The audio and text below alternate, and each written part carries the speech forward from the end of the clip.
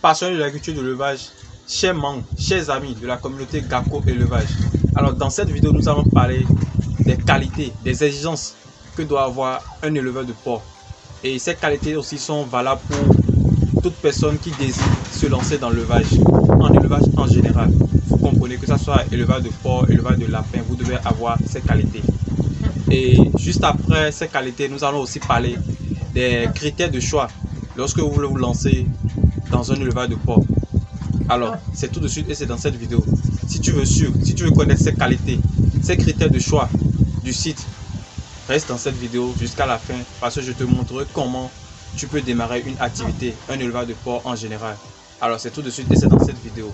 Si vous êtes nouveau sur notre chaîne, la communauté Gako Élevage, si vous aimez l'agro-business, l'investissement agricole, l'élevage des porcs, l'élevage des lapins, l'élevage des poulets Goliath, n'hésitez pas dans un premier temps à liker la vidéo, abonnez-vous, activez la cloche de notification pour ne plus jamais et au grand jamais louper de prochaines vidéos et partagez la vidéo sur toutes les réseaux sociaux, sur toutes les plateformes pour faire grossir cette magnifique communauté de passionnés d'agriculture et d'élevage. Et on commence. L'agro-business, si chic, si classe, si boom.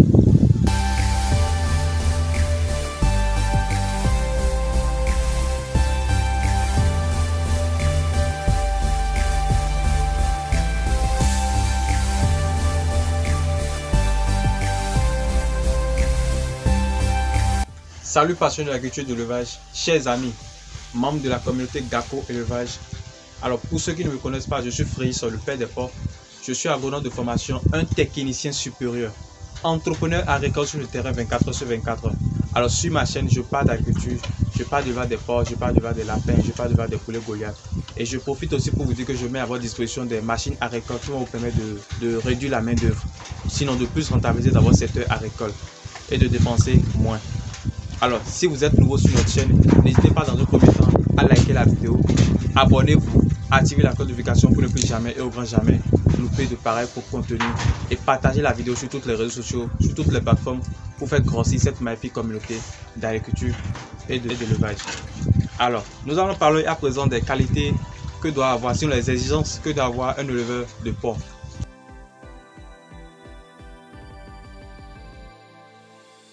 Les qualités que doit avoir, sinon les exigences que doit avoir un éleveur de porc. Alors la première, aimer les animaux. Je dis bien aimer les animaux. Quand je parle de aimer les animaux, je veux dire être passionné de l'activité en général. Quelqu'un qui n'aime pas les animaux ne peut pas se lancer dans l'élevage des porcs parce que vous n'aimez pas les porcs en général. Si vous n'aimez pas les porcs, vous ne pouvez pas vous mettre à ramasser les lisiers de porc, les caca de porc, ce qui est très sale. Vous ne pouvez pas vous mettre à ramasser ça. Donc, dès lors, si vous n'aimez pas les animaux, vous ne pouvez pas vous lancer dans l'élevage de porc. La deuxième qualité, je veux parler de...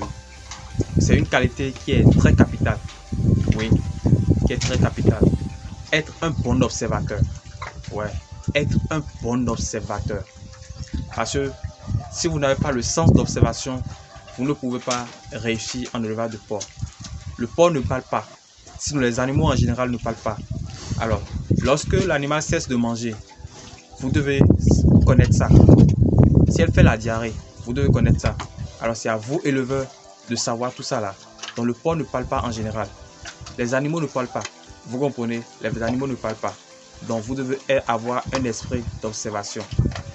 Troisième qualité, vous devez avoir, si vous êtes éleveur de porc, alors, vous devez être patient et persévérant. Quand je dis ça, c'est pour vous expliquer quoi? Vous devez vous donner du temps. Minimum 3 ans à 5 ans. Parce que quoi? Vous ne pouvez pas démarrer l'élevage de porc aujourd'hui et espérer des bénéfices, sinon des revenus aujourd'hui en même temps. Et c'est valable pour tout secteur en général. On ne commence pas une activité aujourd'hui et on se dit qu'on va se faire du poignon dans cette activité en même temps. Donc il faut vous donner du temps. Quand je parle du temps, il faut vous donner minimum 3 ans à 5 ans.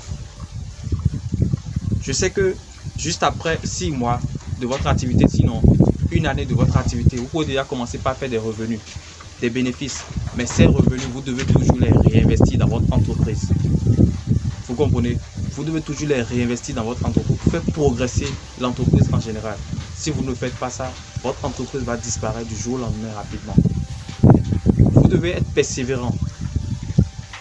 Vous comprenez, vous devez être persévérant. Quand je dis être persévérant, c'est toujours prêt à surmonter toutes les difficultés qui vont venir dans votre activité d'élevage de porc. Si par exemple, à un moment donné, vous rencontrez une maladie, vous devez être prêt à surmonter ça. En entrepreneuriat, il y a un adage qui dit « On ne pleure pas ». C'est interdit de pleurer, mais il faut juste chercher la solution. Vous comprenez? Donc, vous devez être patient et persévérant. Alors, quatrième qualité, vous devez être un bon travailleur. Travailler en élevage de porc, c'est très difficile. C'est très difficile. Vous comprenez? Vous devez aimer le travail. Parce que les travaux dans la porcherie sont énormes. Les travaux dans la porcherie sont énormes. Vous devez aimer le travail. Laver les loges, c'est à vous de décider. Les loges se lavent minimum une fois dans une journée, sinon 2 fois. Vous comprenez? 1 à 2 fois dans une journée. Vous comprenez? Donc, si vous ne lavez pas votre porcherie, ça serait toujours ça. Et ça serait un lieu qui va faire naître des germes, des maladies à chaque instant. Vous comprenez? Donc, vous devez être un bon travailleur. Aimez le travail et vous allez réussir dans l'élevage de porc. Cinquième critère, savoir bien tenir les registres des performances des animaux. Je vais parler des fiches de prophylaxie, des fiches de suivi, des fiches de la courbe d'alimentation. Vous comprenez? Et tout ça, vous avez besoin d'une formation pour connaître tout ça. Il faut vous former avant de vous lancer dans une activité donnée. Formez-vous avant de vous lancer dans une activité donnée. Parce que ça vous permet de minimiser les pertes et de maximiser le rendement. Vous vous formez, il y a une compétence dans le secteur que vous voulez faire. Vous comprenez? Alors, faites-vous former avant de vous lancer en élevage de porc.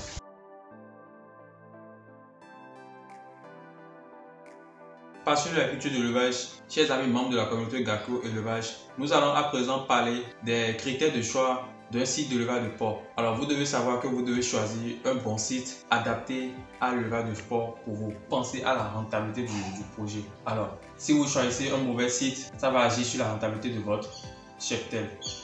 Vous comprenez? Alors, le premier critère de choix, nous allons parler de l'accessibilité en toute saison sur le site. Lorsque nous parlons de l'accessibilité, c'est que à tout moment, sinon en toute saison, que ce soit en saison pluvieuse comme en saison sèche, vous devez être capable d'aller sur le site. Toute personne qui désire aller sur ce site doit avoir la possibilité d'aller plus facilement. Vous comprenez?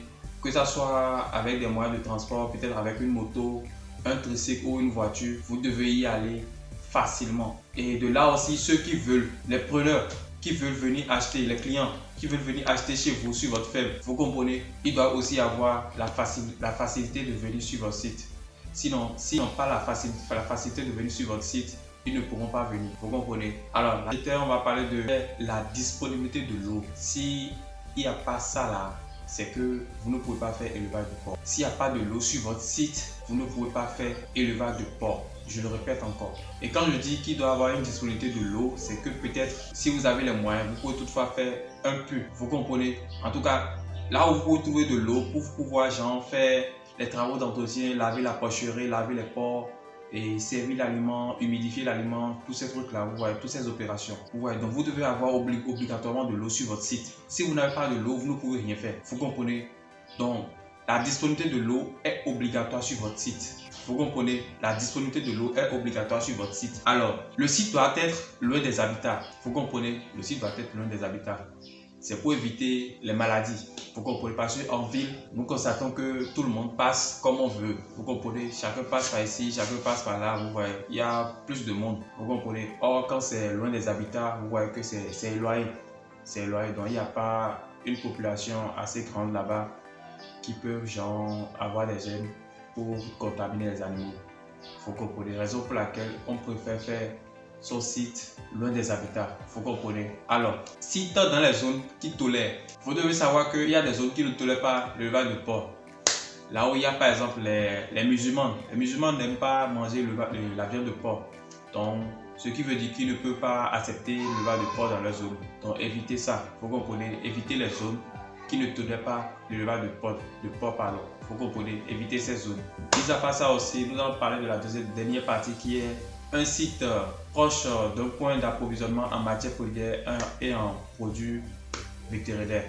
Parce que vous devez penser à l'approvisionnement des matières fourragères pour la formulation et la préparation de l'aliment pour les sujets. Donc si ces trucs-là sont très loin de votre site, ça serait un peu difficile pour vous, que ce soit en matière première et en produits vétérinaires.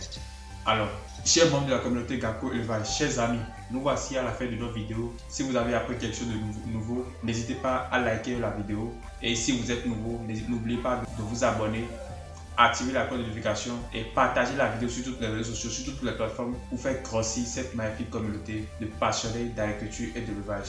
Merci à vous et à tout à l'heure. Rendez-vous pour une prochaine vidéo et je vous aime. L'agro-business, si chic, si classe, si boom.